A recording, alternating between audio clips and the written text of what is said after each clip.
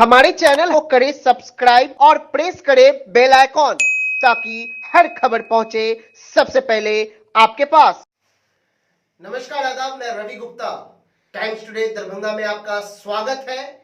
शिक्षा संवाद का आज तीसरा एपिसोड है, जिसमें फेज फिजिक्स के सर हमारे साथ नरेश सर यहाँ मौजूद है। आज 12वीं के बच्चों के लिए फिजिक्स के लिए हम संवाद करेंगे इनसे।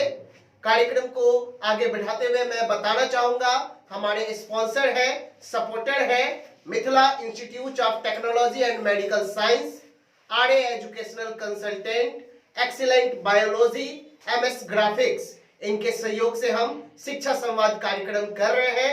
आपको बताना चाहेंगे, जो भी बच्चे शिक्षा संवाद का कार्यक्रम देख रहे हैं, वीडियो को शेयर करें ताकि अन्य बच्चों तक भी पहुंच सके और उन्हें भी इस संवाद का आनंद मिले और इससे वो लाभ उठा सके। सबसे पहले मैं नरेश सर फेज फिजिक्स को स्वागत करता हूं कि उन्होंने अपना अमूल्य टाइम दिए हैं और हमारे बीच उपलब्ध है। सर, आपका बहुत बहुत स्वागत है चैनल में। जी, स्वागत है सर आपका भी। शिक्षा संवाद कार्यक्रम को आगे बढ़ाते हुए मैं फिजिक्स पे बात करूंगा सर से कि 12वीं का जो एग्जाम हो रहा है आने वाले फरवरी में, उस चैप्टर से रिलेटेड नीट का जो एग्जाम होगा उसमें बच्चे को फिजिक्स से कितना फायदा होगा, क्या ट्रिक अपनाए, और क्योंकि फिजिक्स एक ऐसा सब्जेक्ट है जो नीट वाले बच्चे हैं उनके भी सब्जेक्ट में आता है और जो इंजीनियरिंग करते हैं उनके भी सब्जेक्ट में आता है। तैयारी करने वाले इंजीनियर का जो तैयारी करते हैं इंजीनियरिंग का, उनके भी सब्जेक्ट में फिजिक्स आता है। तो बहुत ही ज्यादा बेनिफिट होगा आज, क्योंकि बहुत ही प्रसिद्ध शिक्षक है और लगातार शिक्षा के क्षेत्र में पिछले साल का मैं रिकॉर्ड बताऊं तो 91% मार्क्स जो था, 91 मार्क्स इन्होंने बिहार बोर्ड में बच्चे इनके लाए हुए थे। तो कहीं ना कहीं आपके लिए बहुत ही ज्यादा बेनिफिट होगा। सर, बात करें बिहार बोर्ड की एग्जाम तो सबसे पहले मैं सिलेबस से स्टार्ट करूंगा। सिलेबस क्या है और बच्चे किस तरीके से सिलेबस को डील करें? सर, हमारा जो 12th का सिलेबस है वो एक्चुअली में 3 पार्ट में बटा हुआ है। उसमें फर्स्ट पार्ट आपका आता है इलेक्ट्रोडायनेमिक्स, दूसरा पार्ट है ऑप्टिक्स और तीसरा है मॉडर्न। तो इलेक्ट्रोडायनेमिक्स का जो पार्ट है वो थोड़ा सा कैलकुलेटिव है और स्कोरिंग पार्ट भी है, और उसके साथ साथ ऑप्टिक्स आपको लेके बहुत अच्छा स्कोर कर सकते हैं बच्चा। यदि चाहे तो ऑप्टिक्स में मेहनत करे तो अच्छा स्कोर किया जा सकता है। तो ऑप्टिक्स हो गया, उधर हो गया मॉडर्न। ऑप्टिक्स और मॉडर्न पे यदि बच्चे का पकड़ है तो कहीं ना कहीं उस सबसे अच्छा ऑब्जेक्टिव कवर होने का चांस रहेगा। मुझे लगता है कि बच्चे को अब इस समय में खास करके न सिर्फ ऑब्जेक्टिव पे बल्कि सब्जेक्टिव को देखते हुए जो 2 नंबर के लिए वीवीआई क्वेश्चंस है उस सब पे ध्यान रखे और उसके हिसाब से जो भी आपके नोट्स है, जो भी आपके प्राइमरी नोट्स है, उसको फॉलो करते हुए आप आगे बढ़े।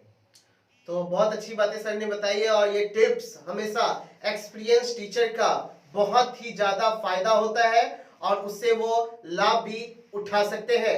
और कहा जाता है मिथिला के परंपरा के अनुसार जो भी हमारे गेस्ट आते हैं उनका स्वागत किया जाता है मोमेंटो दे करके, पाग और चादर से। तो मैं दरखास्त करूंगा, बुलाना चाहूंगा आरए एजुकेशनल कंसल्टेंट के डायरेक्टर आफ्ताब शेख से कि वे आए और फेज फिजिक्स के मेंटर नरेश सर का स्वागत पाक, चादर और मेमोंटे देकर के करें।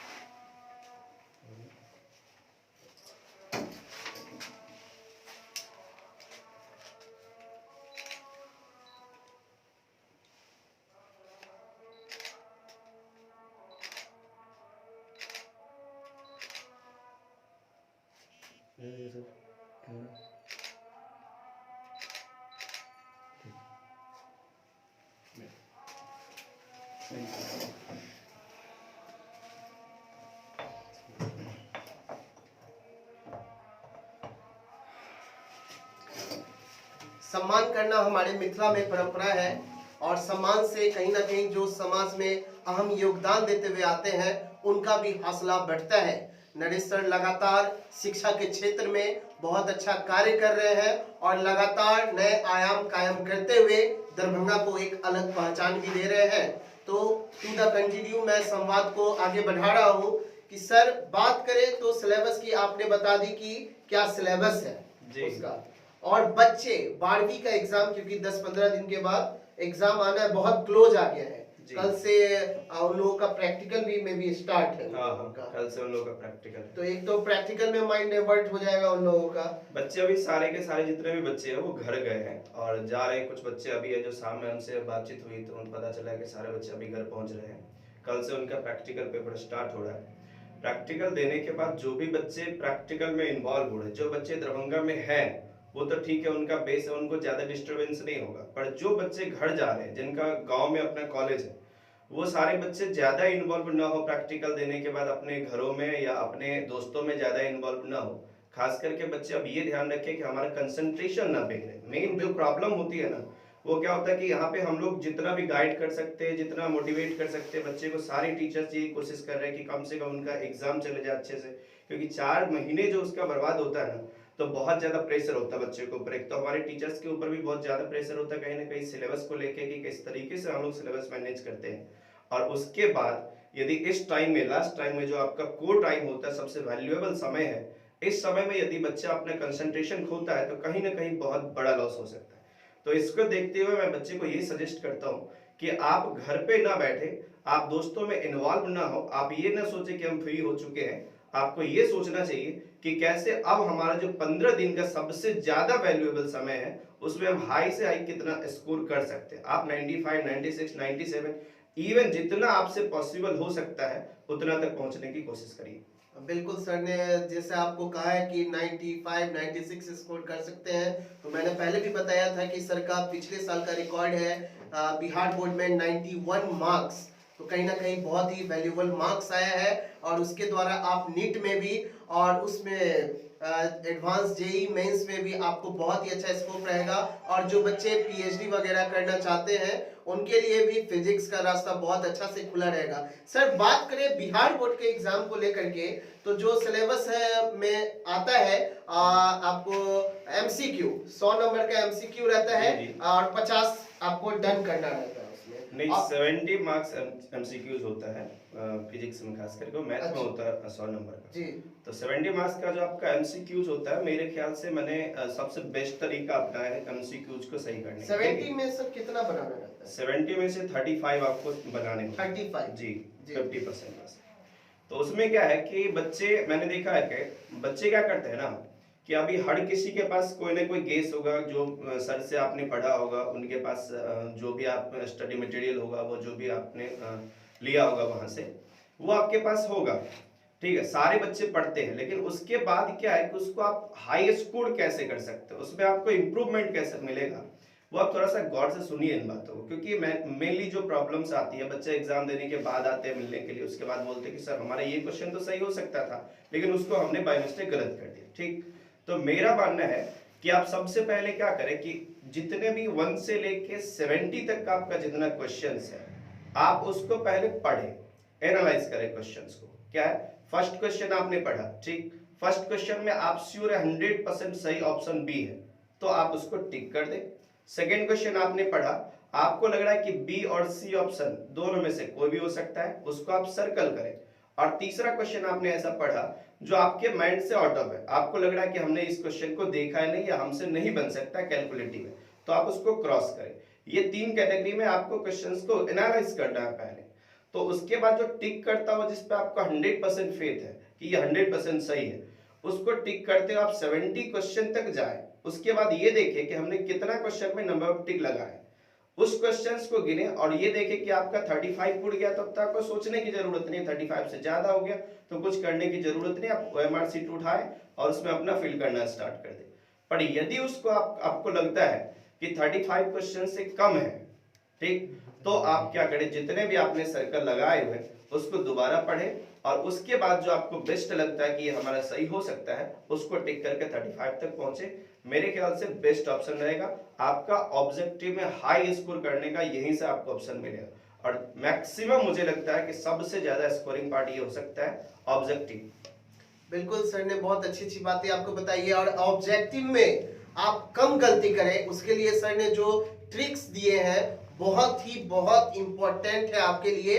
और जो क्लियर होना चाहिए था माइंड कि आपको 70 एमसीक्यू में से 35 बनाना है और 35 में आप किस तरीके से अच्छा मार्क्स स्कोर करें। तो यही पहचान होती है एक्सपीरियंस टीचर का कि बहुत ही सिंपल लैंग्वेज में बच्चों को ट्रिक बताना और उसको सॉल्व करना। तो कहीं ना कहीं जो ये वीडियो देख रहे हैं बच्चे, शेयर कर ले और अपने पास सेव करके रख ले, ताकि फिजिक्स के एग्जाम के 1-2 दिन पहले और प्रैक्टिकल के एग्जाम खत्म होने के बाद आप उस चीज को सर जिस तरीके से संवाद में बता रहे हैं वो आपके लिए बहुत ही ज्यादा बेनिफिट रहेगा। सर मैं बात करूं चैप्टर वाइज सर कौन कौन से ऐसे चैप्टर है फिजिक्स में जो कि बहुत ही ज्यादा इंपॉर्टेंट है और उससे क्वेश्चंस आते हैं? सर बिहार बोर्ड के हिसाब से देखा जाए तो चैप्टर आपका जो सबसे मेनली हाईली स्कोरेड पार्ट है वो आपका सबसे पहला है इलेक्ट्रोस्टैटिक्स आपके 12th का फर्स्ट चैप्टर है। सेकेंड चैप्टर है आपका करंट इलेक्ट्रिसिटी। थर्ड चैप्टर है आपका ऑप्टिक्स। ये तीन ऐसा चैप्टर्स है सर जिसमें कई बार 20 या 20 से भी ज्यादा क्वेश्चंस, 20 मार्क्स से भी ज्यादा क्वेश्चंस जो है आपको पूछ दिया जाता है। तो ये तीन चैप्टर पे बच्चे पहले बहुत अच्छे से फोकस करें, कोशिश करें कि इसमें एक भी हमारा ऑब्जेक्टिव हो, सब्जेक्टिव हो या डेरिवेशन हो, कोई गलत ना हो, अच्छे से अच्छे पकड़ बनाए। उसके बाद आप मैग्नेटिक इफेक्ट ऑफ करंट को एक बार अच्छे से देखें और उसके बाद ऑप्टिक्स का जो लास्ट पोर्शन है, जैसे आपको मैं बोल दूं कि वेव ऑप्टिक्स है, वेव ऑप्टिक्स के बाद जो है जैसे रिफ्लेक्शन ऑफ वेव है, उसको पढ़े एक बार अच्छे से। और खास करके जो लास्ट में आपका पार्ट है जिसको आप बोलते हो डायोड, सेमीकंडक्टर एंड डायोड, उसको ठीक से पढ़े लॉजिक गेट के साथ। तो ये आपको बहुत कम समय में मैक्सिमम आउटपुट दिलवा सकता है। ये कोशिश करें कि मैक्सिमम आउटपुट के लिए आप इन सब चैप्टर्स को जरूर पढ़ें। बिल्कुल। इससे सर क्वेश्चंस की बात करें तो कोई ऐसा चैप्टर में से क्वेश्चंस होता है जो कि रिपीटेड होते रहता है, तो कहीं ना कहीं बच्चों के लिए बहुत ही ज्यादा बेनिफिट होगा अगर कुछ ऐसे क्वेश्चंस 2-4 बता सके। कुछ अच्छे क्वेश्चंस है सर, जैसे मान लीजिए आपका हो गया गॉस लॉ और एप्लीकेशन ऑफ गॉस लॉ के आप बहुत अच्छे से देखें। उसके बाद हो गया आपका डाइपोल, और डाइपोल के वजह से इलेक्ट्रिक फील्ड और इलेक्ट्रिक पोटेंशियल, एक्सियल और इक्विलेटर और जनरल पॉइंट पे जो आपका है उसको आप अच्छे से देखें। उसके बाद यदि आप करंट में आए तो करंट में देखें, ओम्स लॉ को देख ले, आपका करंट डेंसिटी वगैरह जो है उसको आप अच्छे से देखें। मेजरिंग डिवाइस में आप आए, किरचॉफ्स लॉ हो गया आपका हाईली स्कोरेड पार्ट है, मैक्सिमम चांस रहता है पूछने का, किरचॉफ्स लॉ हो गया। उसके बाद पोटेंशियोमीटर हो गया, इन सब चीजों को देखें। उसके बाद आपका हो गया बायोट सवार्ट लॉ, उसको आप बहुत अच्छे से देखें, डेरिवेशन है बायोट सवार्ट लॉ की मदद से। यदि आप सर्कुलर रिंग की बात करें तो उसको आप एक बार देख लें। उसके बाद मैग्नेटिज्म में आए तो magnetism broadside on position, और उसके बाद जो है दूसरा जो कि इक्वेटेड पॉइंट है उसको आप बार मैग्नेट की वजह से मैग्नेटिक फील्ड निकालने के लिए जो डेरिवेशन है उसको सही से देखें। ऑप्टिक्स में आए और ऑप्टिक्स में आप आके ये देखें कि जो आपका कर्व सरफेस से रिफ्लेक्शन का फॉर्मूला है, तो मैक्सिमम मैंने देखा हर 1 साल 2 साल के बाद उसको रिपीट किया जाता है, मैक्सिमम यही होता है।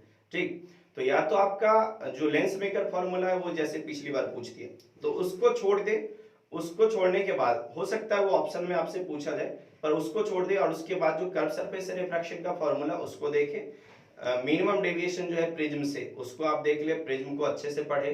जैसे हो गया आपका simple microscope, compound microscope, telescope, इसको अच्छे से आप देखें। उसके बाद है जैसे हाइजेंस प्रिंसिपल हो गया वेव ऑप्टिक्स में, हाइजेंस प्रिंसिपल के आधार पे आपको जो रिफ्रैक्शन और रिफ्लेक्शन है उसको सही से देखना चाहिए।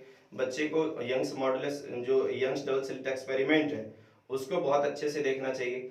और इन सब के बाद जो आपका मॉडर्न में आ जाए तो मॉडर्न में आपको बोर्ड्स एटम की बात करो तो उसमें आप बोर्ड्स मॉडल को अच्छे से देखें। बोर्ड्स मॉडल के बाद हो गया मेरे ख्याल से उसमें आ जाइए न्यूक्लियस में। तो न्यूक्लियस में बात करें तो सिलेबस थोड़ा सा सर ज्यादा है।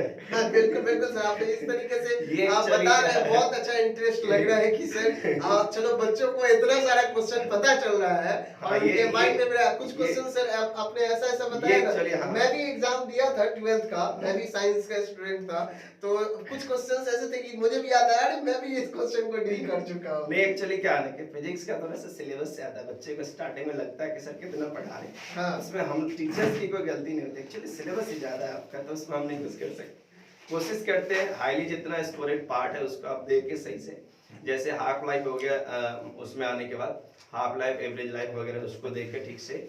उसके बाद हो गया आपका जो मॉडर्न में आ जाए तो सेमीकंडक्टर में कुछ अच्छे पीएनपी ट्रांजिस्टर है, NPN transistor, P type N type semiconductor है, उस सबको ठीक से देख ले। एक्स रेज हो गया, beta ray, gamma ray, alpha decay, beta decay, इन सब चीज़ों को ठीक से देखें। और खास करके जो आपका लॉजिक गेट है उसको आप सही से देख के जाए, क्योंकि हर साल लॉजिक गेट से आपका 2 से 5 नंबर का क्वेश्चन फिक्स होता है, तो वो आपको पूछना ही पूछना है। तो इस तरीके से आप यदि कम समय में, जैसे कि अब आपके पास 15 दिन का या 20 दिन का टाइम बचा हो, बच्चे 2-3 दिन इन्वॉल्व रहेंगे उसमें प्रैक्टिकल में, तो प्रैक्टिकल देने के बाद बच्चे क्या करें कि अपने आप को इन सब चीजों से हटाए और तुरंत अपने सब्जेक्ट पे आए। कोशिश करें कि मैथ और फिजिक्स का आपका खास करके रिवीजन हो, क्योंकि ये जो 15 दिन का टाइम है इसमें आप गैप रख दिए ना, तो आपने जितना भी कुछ सीखा है या जो भी डेरिवेशन आपको आता है ना, आप उसको भूल सकते हैं, तो एग्जाम में आपको कहीं ना कहीं प्रॉब्लम क्रिएट हो सकती है। तो इससे बचने के लिए आप अपना कंसंट्रेशन न तोड़े, ये बहुत जरूरी है सर। बिल्कुल बिल्कुल सर। तो बच्चों आप देख सकते हैं कि सर ने कितना सरल भाषा में और बहुत ही अच्छे तरीके से एग्जाम्स में जो क्वेश्चंस आने वाले हैं और जो चैप्टर वाइज बता रहे हैं, तो बहुत ही अच्छा आपके लिए पॉजिटिव ये क्वेश्चन सब था। और इसको आप तैयारी कर ले तो कहीं ना कहीं आप भी 91 एबव मार्क्स स्कोर कर सकते हैं। और जब आप मार्क्स स्कोर कर लीजिएगा तो कहिएगा कि बहुत ही अच्छा सर ने क्वेश्चंस बताया था और बहुत ही अच्छा तैयारी हुआ था हम लोगों का। और सर बात करें नीट वाले बच्चों का, नीट और जेई और मेंस वाले का, तो वो लोग किस तरीके से तैयारी करें 12th के बाद, इस पे भी फोकस कर लेंगे। नीट वाले जो बच्चे हैं सर, जो जेई मेंस है, नीट है, एडवांस की तैयारी करने वाले बच्चे हैं, उसमें खास करके क्या है कि अभी तो उनको पूरा का पूरा 2 साल का सिलेबस पढ़ना जी, तो उसमें सिलेबस ज्यादा है। तो मैं सजेस्ट करता हूँ सारे बच्चे को कि कम से कम आप लोग क्या करें, अभी से शॉर्ट नोट बनाएं। बच्चे बाद में परेशान होते रिवीजन टाइम में कि हमको इतना ज्यादा सर पढ़ा दिए तो फिर रिवीजन कैसे होगा हमारा, 10 दिन 15 दिन में हम रिवाइज कैसे करें, सारे सिलेबस पे हमारा फोकस कैसे होगा, कैसे हमारे जो मोस्ट प्रीवियस पोर्शंस है उस सब चीजों पे हमारा पकड़ कैसे बनेगा अच्छे क्वेश्चंस बनाने के लिए। तो उसका आप शॉर्ट नोट पहले आप बनाना स्टार्ट कर दीजिए। अभी से शॉर्ट नोट साथ में क्लास में बनाए, चाहे आप घर पे बना रहे हो, लेकिन बनाए जरूर। शॉर्ट नोट बनाने के बाद आप उस पर ज्यादा से ज्यादा फोकस करें। जो पोर्शन, जैसे आपका कुछ बच्चे ऐसे हैं जिसका मान लीजिए मैकेनिक्स अच्छा है, कुछ बच्चे ऐसा है जिसका इलेक्ट्रोडायनेमिक्स बहुत अच्छा है, कुछ बच्चे ऐसे जिसका मॉडर्न पर्सन बहुत अच्छा होता है लेकिन उसको मैकेनिक्स पढ़ने में मन नहीं लगता। तो उन सब बच्चों को मैं ये बोलता हूं कि आपका जो भी हाईली स्कोरेड पार्ट है, जो आपको लगता है कि हमने 100% इस पर मेहनत किया है ना, उस पार्ट से यदि क्वेश्चंस आपका छूट रहा है तो ये आपकी बहुत बड़ी कमी है। वो क्वेश्चंस नहीं छूटना चाहिए, चाहे आप उसको जितना बार रिवाइज करें, जितना कोशिश करें, मैक्सिमम टाइम उसको रिवीजन में रखने की, भूलने की जरूरत नहीं है। आप लोग रिवाइज में रखिए और खास करके शॉर्ट नोट बना के एक प्लान के हिसाब से यदि तैयारी करें तो कहीं ना कहीं बहुत अच्छे से सफलता मिलेगी और जरूर मिलेगी। तो बिल्कुल सर ने बहुत अच्छा, आप लोगों को 12th का एग्जाम, उसके बाद नीट का एग्जाम होना है, उसके बाद जेई मेंस का भी एग्जाम होना है, सारे आपके सीरीज अभी लगातार चालू रहेगा। और कोविड अगर कंट्रोल में रहा तो आपको समय भी नहीं मिलेगा, और कोविड रहा तो आपको समय भी मिलेगा, तो आप इस चीज को रिपीटेड कर सकते हैं। सर बात करें, एक बच्चा कमेंट कर रहा है कि फिजिक्स में कम मार्क्स आता है बिहार बोर्ड में। फिजिक्स में बात सही है, क्योंकि फिजिक्स में बच्चे जो स्टार्टिंग में होता है ना, फिजिक्स एक ऐसा सब्जेक्ट है यदि आपका बेस अच्छा नहीं है ना सर, तो उसमें क्या होता है कि आप एवरेज पे रह जाते हो। तो उसमें आपको बेस बनाना होता है। जितना अच्छा आपका 11th होगा उससे 3 गुना रफ्तार में आपका अच्छा चलेगा 12th। तो बच्चे जो इस मार्केट में आते हैं, सबसे बड़ी प्रॉब्लम क्या है कि हमारे मार्केट की जो प्रॉब्लम है मैं बता रहा हूँ, उसमें प्रॉब्लम आती है कि बच्चा जज नहीं कर पाते कि कौन से टीचर हमारे लिए बेस्ट है। बिल्कुल बिल्कुल सबसे मेन प्रॉब्लम जो है वो बच्चे क्या करते हैं, स्टार्टिंग में 11th में जब आते हैं तो 3 से 5 महीने तक तो वो भटकते ही है, अपने लिए अपने बेस्ट कोचिंग के तलाश में ही घूमते रहते हैं, इस टीचर से उस टीचर तक वो करते रहते हैं। इस वजह से अपना वैल्यूएबल जो टाइम होता है 11th का उसको बर्बाद करते हैं। तो मैं चाहता हूं कि अब आपके लिए सबसे बेस्ट क्या होगा, जो भी आप 12th वालों के लिए बात करें, जो 11th वाले नए बच्चे उस पर ध्यान दें कि कम से कम आप जो भी टीचर्स को चुन रहे हैं, क्योंकि फिजिक्स सब्जेक्ट ही ऐसा है, कोई भी टीचर उसको आपको पढ़ाएंगे तो थोड़ा सा स्टार्टिंग में प्रॉब्लम होती है, क्योंकि बच्चे बिहार बोर्ड से होते हैं, उनको इंग्लिश से हिंदी में थोड़ा सा कनेक्टिविटी में प्रॉब्लम आता है, कम्युनिकेशन गैप होता है बहुत ज्यादा, क्योंकि जो बच्चे गांव से आते हैं वो इंग्लिश का बहुत सारे वर्ड्स को जानते भी नहीं। बिल्कुल बिल्कुल। तो इन सब चीजों पे हमको मेहनत करना होता है, हम सारे टीचर्स इस पे ध्यान देते हैं। तो स्टार्टिंग से उसके बाद होता है फिजिक्स का कैलकुलेशन, तो थोड़ा सा बच्चों को स्टार्टिंग में प्रॉब्लम होता है, तो उनको लगता है कि शायद सर ही अच्छा नहीं पढ़ा रहे। मैं 11th वाले को सजेस्ट करता हूँ कि आप ज्यादा कोचिंग ना चेंज करें, अपने आप पे फोकस करें और मेहनत करने की कोशिश करें। दूसरी बात, जो अभी 11th में नहीं है, जो अभी 12th के एग्जाम देने वाले 10 दिन के बाद, उनका क्या होगा फिर? उनके लिए क्या है कि आप जो भी सर से पढ़े हुए ऑब्जेक्टिव का आपको नोट्स जरूर मिला होगा गेस के रूप में, ऑब्जेक्टिव का 200-400 नोट्स आपको जो भी मिला होगा उस पर आप बेस्ट फोकस करें, कोशिश करें कि ऑब्जेक्टिव को मैक्सिमम जितना ज्यादा हो सके। मैं तो बोलता हूं कि यदि आपने प्लान के हिसाब से, जैसे मैंने तरीका बताया, अप्लाई करोगे तो 70 में से 35 ऑब्जेक्टिव तो आप क्लास में बैठे रहोगे तब पर भी आपको याद होगा। मेन बात क्या है कि हमारा कंसंट्रेशन उस टाइम पे, एग्जाम टाइम में कितना अच्छा है और हम उसको कितने अच्छे से कवर कर पा रहे हैं, हम उस पर कितने अच्छे से अपने कंसेप्ट को अप्लाई कर पा रहे हैं, उसको अभी आप रिवाइज करिए। और जो भी आपका मेन कॉपी है, जो सर ने पढ़ाया हुआ है, जो मेन बैच में पढ़ाया हुआ, क्रैश कोर्स की बात करें तो क्रैश कोर्स में हाईलाइटेड जो सब्जेक्टिव क्वेश्चंस होता है उस पर फोकस किया जाता है। आप यदि ऑब्जेक्टिव पोर्शन को अच्छा करना चाहते हैं तो आप मेन बैच का कॉपी उठाएं और उसको पढ़ना स्टार्ट करें। मैक्सिमम कोशिश करें कि हम मेन बैच के कॉपी को जितना ज्यादा बार हो सके पढ़े, वहीं से ऑब्जेक्टिव आएगा और सारा का सारा ऑब्जेक्टिव आपका सही होगा।